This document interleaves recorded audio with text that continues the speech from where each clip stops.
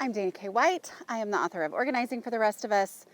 I teach decluttering, and I've been gardening for the first time in my life, actually gardening, and it's made me think about a lot of the parallels. So I thought I would just share some of the parallels.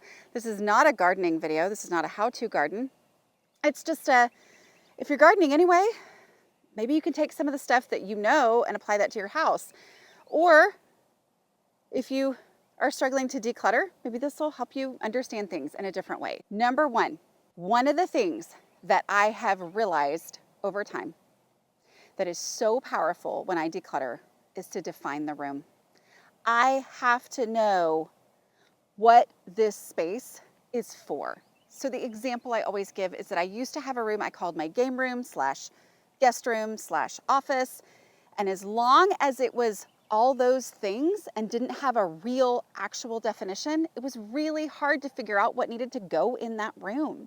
And so on the advice of blog readers, this was back in, I think, 2010, as I was trying to figure it out, some people said, hey, you need to give it a definition, define this room. And so I was like, okay, I'm gonna call this the game room, even though people still stayed in there when they stayed at our house. So it was technically kind of still a guest room, even though I did office-y type things in there. I called it the game room. And it just changed everything because I was like, now I know what needs to go in here and what needs to leave, because this is a game room. And if anything keeps it from being able to be a game room, then it can't be in here. And that is a huge thing. Now in the garden, how does that apply? Well, one of the things I'm learning is how important it is to know what goes where. So when you first plant it, it's like, oh, this is so much fun. I'll remember where everything is. Now, I did take pictures. I wrote on there what was where. But as I would come in, like with stuff that needed to be planted a week or a week and a half later, and I was like, wait a minute. Where did that row of green beans end? Ugh.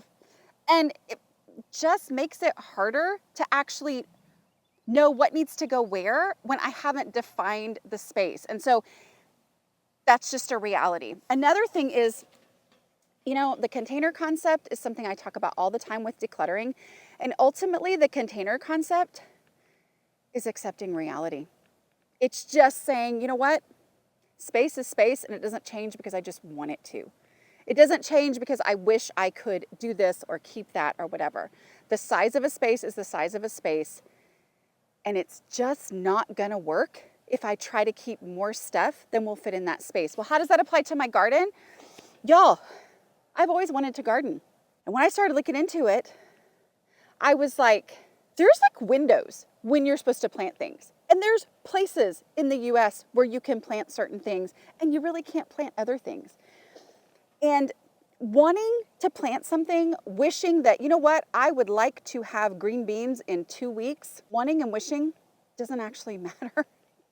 Because what matters is when you can plant green beans in the place where you live. And I'm gonna be successful at gardening. I hope, I don't actually know yet. I'm gonna be successful at gardening if I just accept that fact. If I just realize, you know what? Even though I wish that I could grow my own bananas, I don't live in a place where I can grow bananas. Maybe I can, I don't think I can.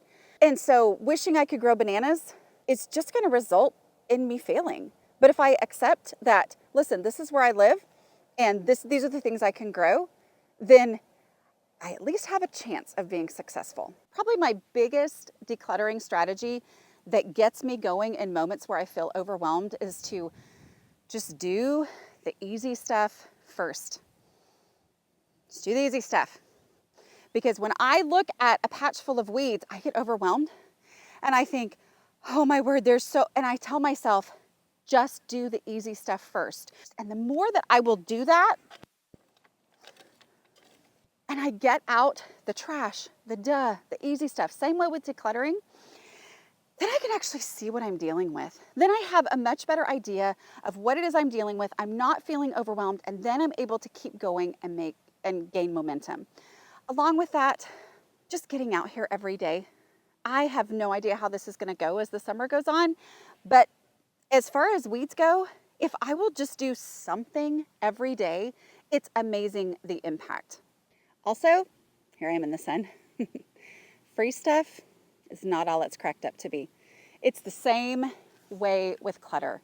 But there's something about getting something for free, even if I don't want it, even if I don't need it, if I didn't choose it, but getting it for free somehow makes it feel like it has value and makes it hard for me to be able to get rid of it. This right here is free, what I think is squash. I think that we ground up some old dried up squash from the people who had a garden here before we moved in. And we got these lovely, lush sections of squash, but I wasn't gonna plant squash. It's fine, I'll keep some squash. But there were like 5 of these little sections and I'm like, oh, it's free, it just happened. I have to keep it, right? Because I mean, how can you say no to free? Except that I needed space for the things I actually wanted. I needed space for my okra, because that's the whole reason I wanted to have a garden, was for okra. And so I had to pull up this, not this one, but the free stuff that was over there in order to have the space for the stuff that I did need.